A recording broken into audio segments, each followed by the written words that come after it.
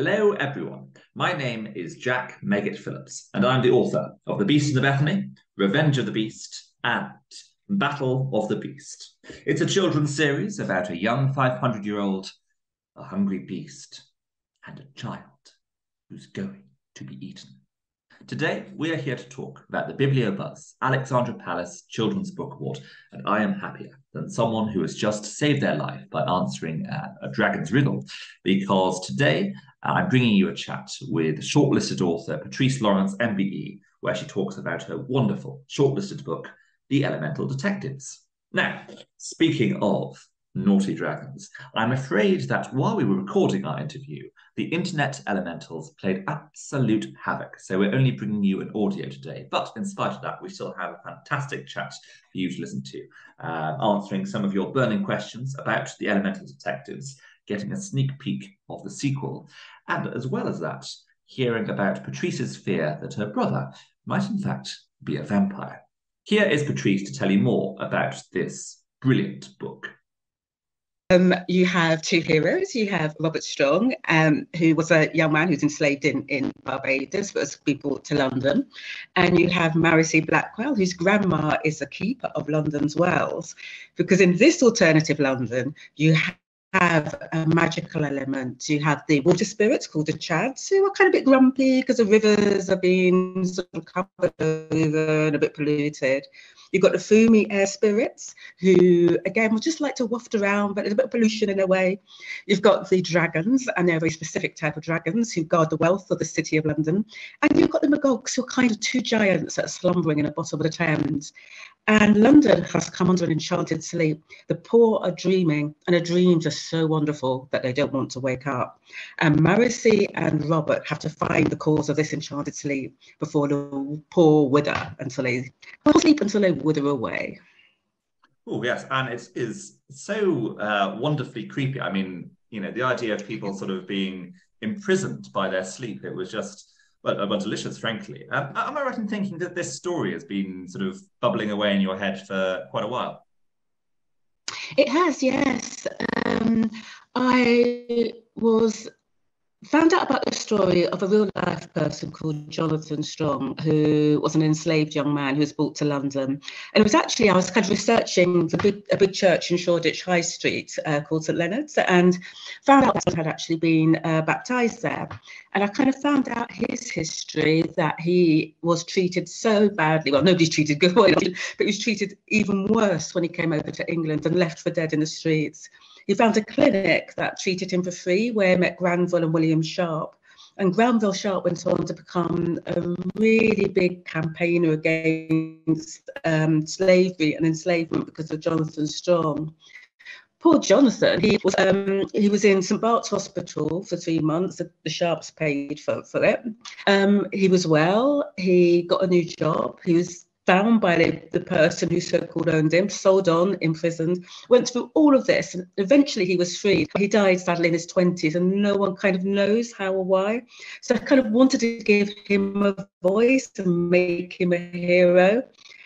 And then during the first lockdown, I just spent ages reading about Georgian London, because it's just really, really interesting, and I'm a real history geek and a bit of a nerd. One of the things I also really love about this book is how good the villain's plot is. I mean, through the sleep, like I say, it's giving the poor and the ill-treated of London a way to escape their misery. And it's such a good, such a well-motivated villain plot. You almost begin to sympathize with them. How did the villain come to you in this story? Weirdly enough, one of the ways I started writing it was because there's something called Maslow's hierarchy of needs, and it kind of talks about what we all need as a human being, so like warmth, food, shelter. And I just thought, what happens if you take those away, or what happens if you dream them, so you don't need, so you kind of don't really need it. So I sort of used that as well. And then I was doing some research around, around a foundling hospital and a foundling museum. I mean, I know that area pretty well. I used to work around there. I used to take my daughter to the playground by where the founding hospital used to be. And myself, my parents weren't married when I was I was born. They split up before I was born, and at the time I was born, that was a massive stigma to have unmarried parents and a single parent. So that whole idea of being, you know, a baby that's not in a sort of traditional family and what that means was incredibly important to me.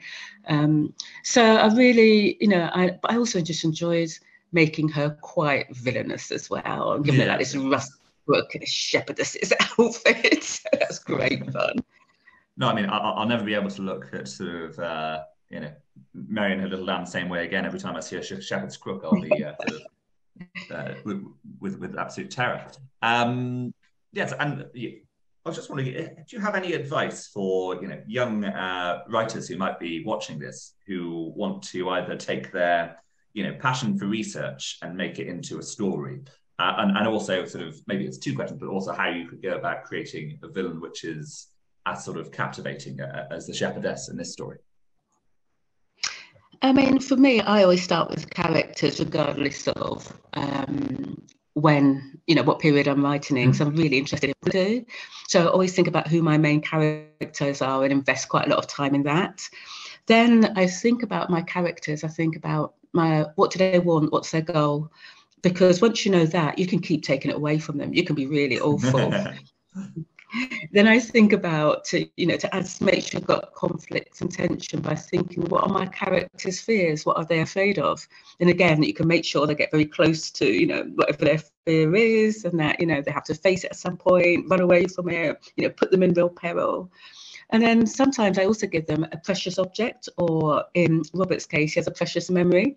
And again, that can get taken away from them. So those are usually my base for my characters. It's, you know, what their goal is, what they want, something precious to them, and a fear. And then you can really play with that no matter what era. And then if you're going to do something historical, just pick a era that you're really passionate about, because you might have to do lots of research, and there might be lots of stuff that you don't need to use, but you're like, yay, I know that now. I know how 18th century toilets work. I didn't know that before. But also, if you live in London, you are so lucky, because, you know, I just walk around the streets, you know, looking at all the churches in the city, which were, you know, built in the 17th century. There's like layers of history wherever you go in London. So I like to go, you know, I like to touch the bricks. I like to walk by the Thames foreshore. You know, the museums are free. So there's so much history in London. So it's a fantastic place to set and write a historical novel.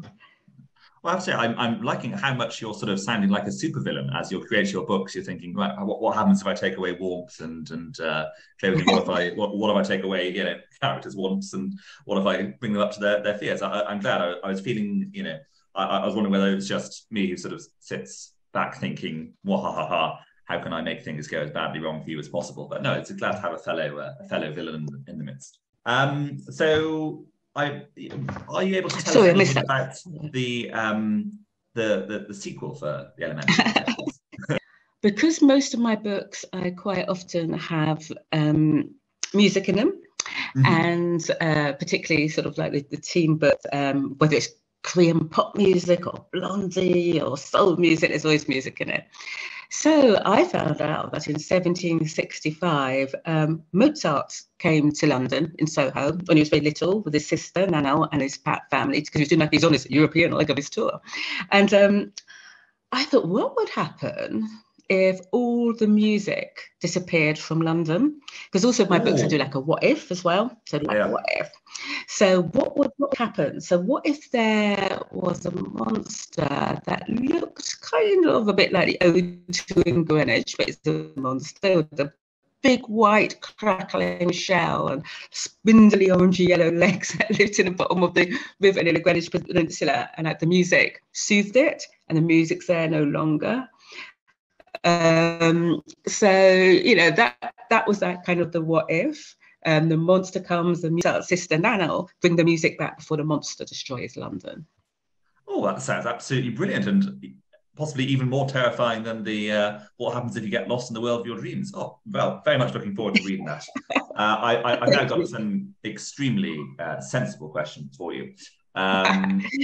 So when we first meet one of the heroes, Robert Strong, he is sort of sitting on a gigantic pie, and it's, you know, it's a dream. If first of all, if you could sit on any pie or get lost in any pie, what pie would you go for? It would probably be apple and blackberry, because when I was little in Sussex, we lived near quite a lot of woods, so we used to pick a lot of blackberries, and I could learn how to make an apple and blackberry pie from when I was really young, pastry and all. So it's got quite a lot of memories to me, and also they can taste so good. And what is the weirdest dream you've had? It can be pie or non-pie related. One that I remember really strongly, and this is a long time ago, was I'm an older sister. My two brothers are much younger than me, and I dreamt that my next brother down, who's 9 years younger, that he was probably maybe year six, and he was in his school uniform, sitting on a bicycle in the middle of the sitting room, and he was a vampire. No. Wow. Have you been able to look at him the same way again, or are you sort of secretly suspicious every time, Oh, I am night so comes? suspicious. And if you I've could never have... seen him in daylight. Oh, okay. Well, yes. No, I'll send the stakes around momentarily. But if you could have control over any of the elements, which would you go for and why? Water, because I can't swim very well and I'm really nervous about deep water, so I'd love to be able to control it, so that, if I had to cross the river, I'd just like sweep it aside and a path would be in the middle and I'd walk to the path to the other side. So yeah, definitely water. That's what it is. Oh, very good. I quite like the idea of being a dragon. I think it's just quite nice, threatening to sort of literally eat people or engulf them with flames if they don't answer a very wordy riddle. I'm also rather ashamed to confess that there's a riddle at the end of the book, and I spent so much time going over it, and I really should have just gone to bed because I was absolutely knackered. And then when I found the answer, I was so furious. It woke me up for about half an hour. So thank you for being a thief of time as well. It's very, yeah. You're most welcome. Yeah. And final question. Yeah. Was there any sort of book that really got you into reading when you were younger, and what was it? That's actually really. I mean, the answer is probably too long. I've got a complicated relationship with reading. I loved reading from quite young, but I kind of grew up in sort of in Brighton and Sussex, and I lived in lots of different families. And what kind of reading as a child taught me was stories are amazing. Magic, but also people that looked like me didn't belong in books or write books. There were never characters of colour unless they were sort of stereotypes. So it's a kind of strange thing. But the book also, because I didn't live with my mum for the first 4 years, the way that we bonded was through books. My mum's a massive reader. So she used to read books and give them to me. And even as adults, we still send each other books. But I think the book that has, in a sense, the most significance to me is Wind in the Willows. And I love it at the beginning when Mole is doing his housework and he runs out. I just think, oh my days, that's so relatable. But there's a chapter in it where he feels a bit self-conscious about his burrow. He wants to show Rat his burrow, but he feels it's a bit shabby compared to Rat's waterside apartments. And because I lived in a cul-de-sac in Sussex with my mum, my Italian stepdad, and they weren't married. So our house was loud, as it would be, the Italians and Caribbeans, great food. But because all my friends' parents were married in a more traditional presenting families, I used to worry that my friends wouldn't want to come round to my house. And I think what Wind in the Willows did was it just taught me empathy. It doesn't matter. It really didn't matter. My best friend's been my best friend since I was 5, so it doesn't matter. So I do think books, can be incredibly magic, and you can see yourselves in them in different ways. But yeah, it's a complicated relationship. But I did love reading as a child.